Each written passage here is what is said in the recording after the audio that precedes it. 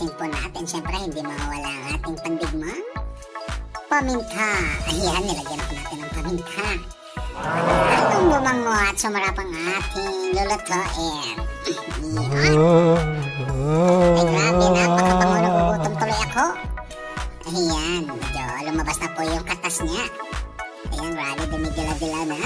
Yeah! Oops, ilalagyan na po natin ang ating mga gulay. Ayan, ilalagyan na po natin ang ating kalabasa, pampalinaw ng mata. Oops! Wow! Ito mo yung tinatawag na ginisang gulay overload. Ayan. Sa amoy pa lang, tanggal lang sa inos nyo. Ayan, nilagyan na rin po natin ang ating pandigmang opo. Galing po sa kailaliman ng mundo. Ayan, marami. Tapos inilagay na rin po natin ang ating pinatuyong hipon. Yan po ang lalong nagpasarap sa ating nilulutong ginisang gulay. Ayan, ayan, grabe, napakabango, napakalambot na po ng ating mga gulay. Kaya lalagyan na po natin ang ating pandigmang petchay.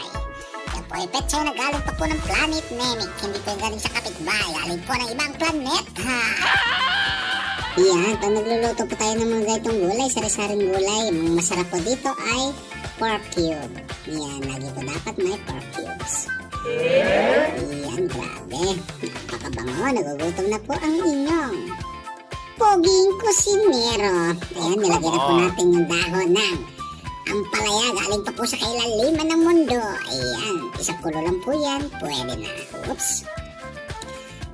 Yan, wow. Dahil marami pong ating niluto, ay bibigyan po natin ang ating kapitbahay. Yan, grabe oh. Overload!